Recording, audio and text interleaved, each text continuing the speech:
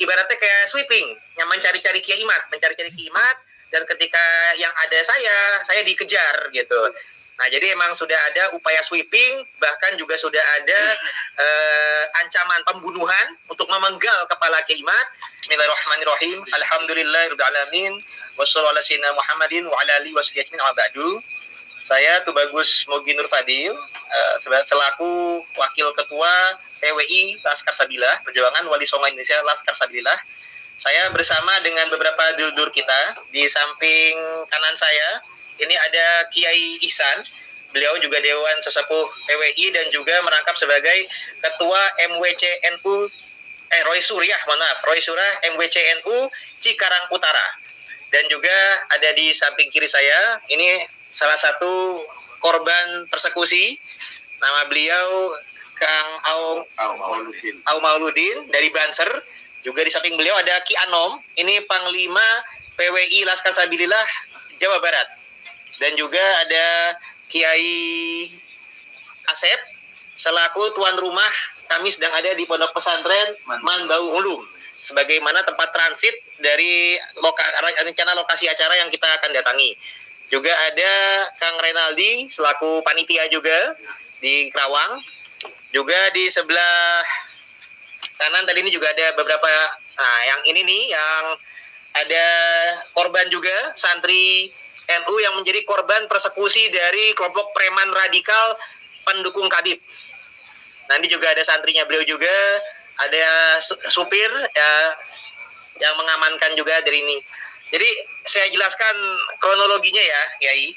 Jadi per hari ini ada undangan dari Kiai Junaid Al-Baghdadi di Kerawang untuk acara Haul Syekh Abdul Qadir Al-Jailani, di mana beliau adalah penasehat ya, dan kasepuhan dari PWI, di mana PWI esok hari di malam Senin itu mau ada acara pelantikan di Kerawang. Nah, ketika ada pelantikan Kerawang, acara H-1 ya kita rencana diundang buat silaturahim persiapan untuk acara besok. Nah, jadi acaranya Kiai Junaid Al-Baghdadi ini sudah ada pengamanan yang full di lokasi acara. Nah, terus kami beberapa dari PWI ini diundang. Undangan utama yang diharapkan sebenarnya memang adalah Kiai Imaduddin Usman Al-Bantani. Nah, itu dan untuk kalau besok ya Kiai Umat dan juga Kiai Abbas Buntet. Nah, yang per hari ini yang diharapkan hadir Kiai Abbas sama Kiai Imat tidak pada bisa hadir. Rencana diwakili oleh petinggi-petinggi PWI yang bisa hadir. Dalam hal ini saya, Kiai Ihsan dan Ki Anom tadi, yang insya Allah berupaya berniat baik menghadiri undangan dari Kiai Junaid. Nah, dari panitia ada instruksi untuk kami tempat transit adalah di pesantren Manbau Ulum. Nah, ternyata ketika dan ada pengamanannya sekedar dari Banser, karena polisi-polisi adanya di lokasi acara. Di tempat transit itu pengamanannya baru Banser, belum ada polisi. Nah, awalnya pihak panitia mengira akan aman-aman saja karena ada kabar kan Kiai Imad tidak hadir. Jadi kalau Kiai Imad nggak hadir, disangkanya akan fine-fine saja gitu, Gus Yai. Nah, ternyata ketika kami sudah berkumpul di tempat transit, lagi siap-siap untuk menuju lokasi acara sekitar jam 9:30. Nah, itu ternyata di luar tuh dihadang. Ada orang-orang tentu yang mencari-cari Kiai Imad. Dan juga perlu diketahui, ternyata beberapa hari sebelumnya itu juga sudah ada ancaman pembunuhan untuk Kiai Imad, mau dipenggal kepalanya oleh satu preman di Kerawang sini. Namanya besok aja nggak? Ya. Cimacan. Itu kode namanya Cimacan. Si Cimacan lah ya. Itu ada sudah mengasih ancaman kepada WA-nya panitia.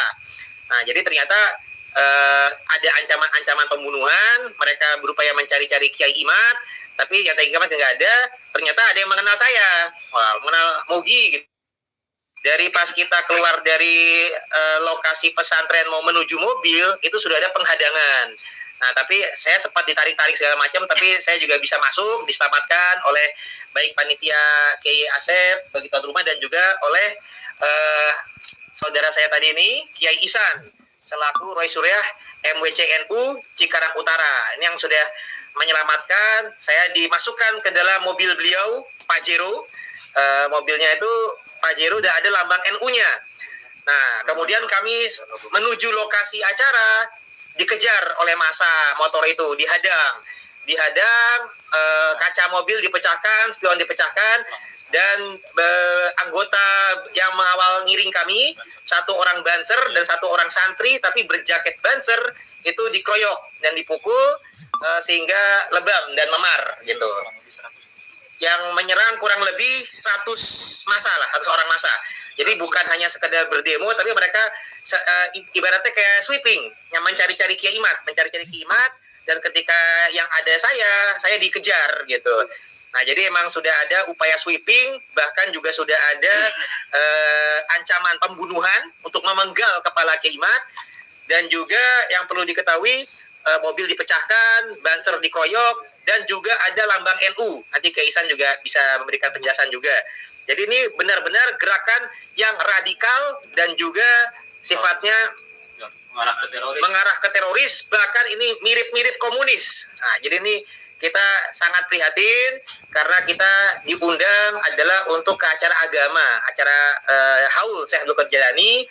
Tidak menyangka ada hal-hal orang yang mengaku beragama Islam tapi menggunakan gerakan radikal.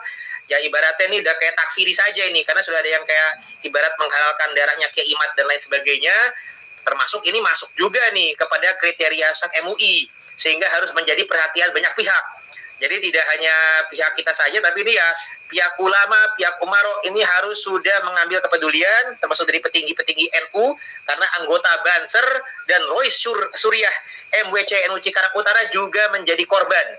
Jadi ini ada banyak pihak yang menjadi korban, perlu perhatian kita bersama dan doa kita bersama juga. Jadi insya Allah kami juga sudah mulai komunikasi dengan pihak keamanan, dan insya Allah kita meskipun ada persekusi ini tidak akan gentar untuk terus meneruskan melanjutkan perjuangan. Kita mendukung kajian tesis Kiai Ma'ruf Usman, kita juga mendukung bahwasanya para petinggi, para ulama ini terus untuk bersuara, jangan takut, jangan gentar, bahwasanya para kabid dan para gerakan radikal pendukungnya ini tetap harus diwaspadai. Mereka sudah banyak melakukan penyesatan di masyarakat, bahkan sudah kami teliti 5 diantaranya masuk kepada kriteria MUI. Mereka mengajarkan gerakan radikalisme. Jadi di kepolisian, deradikalisasi itu penting untuk bergerak, dan ini kita harus menjadi perhatian bersama-sama. Mari kita bersuara bersama-sama. Hal-hal ini tidak bisa didiamkan saja. Dan juga bukti ini juga menjadi konspirasi.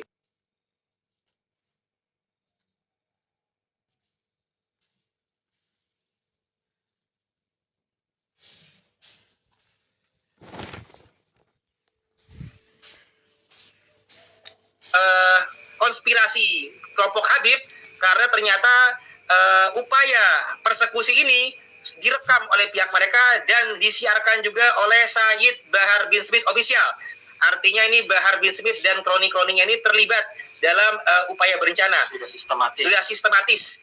Jadi ini bukanlah karena kalangan warga Kerawang yang ibaratnya antipati, tapi ini sudah sistematis. Kelompok mereka berupaya memframing seakan-akan Kiai Imad ini ditolak warga dan lain sebagainya. Padahal tidak ada undangan ceramah untuk Kiai Imad, hanya kita ini diundang oleh Kiai Junaid untuk hadir ke acara haul beliau, sedangkan acara utama adalah besok di PWI ada pelantikan di Pulau Bata Kerawang.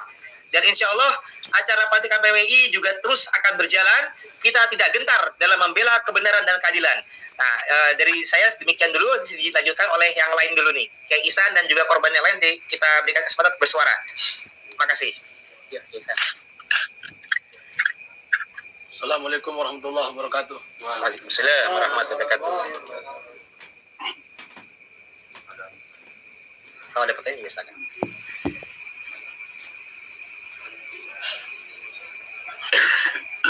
Dalam kejadian ini saya merasa sangat sedih dan geram, karena ini menurut saya adalah perlakuan yang sangat biadab.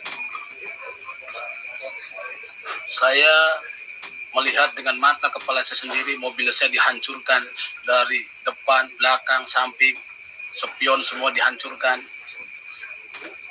Dan saya melihat kedua pengawal Banser digebugin rame-rame seperti mereka gebugin maling di jalanan. Dua Banser, yang satu dari Cikarang Bekasi dan satu lagi dari Karawang yang mengawal mobil saya. Itu digebugin habis-habisan, babak belur. Bahkan yang membuat saya sangat sedih adalah logo NU, tulisan Nahdlatul Ulama yang besar di kaca belakang mobil saya digedigin habis, dipukulin terus sampai hancur. Dan logo Banser di depan mobil saya pun digedigin, diinjak-injak. Itu membuat saya sangat terpukul dan sedih dan geram serta marah dengan mereka. Tapi saya tidak bisa berbuat apa-apa karena saya posisi dalam mobil. Saya mau keluar, ditahan sama Banser, dan kedua Banser ini pasang badan menahan semua pukulan mereka. Walaupun ada 1-2 pukulan yang saya rasa kena dengan muka saya. Karena saya pun tadinya mau keluar dan saya juga kena terjangan dari pukulan mereka, tapi alhamdulillah saya nggak apa-apa. Cuman kacamata saya saja yang hancur. Mungkin itu yang bisa saya laporkan karena saya sendiri adalah korban dari persekusi. Assalamualaikum warahmatullahi wabarakatuh. Waalaikumsalam.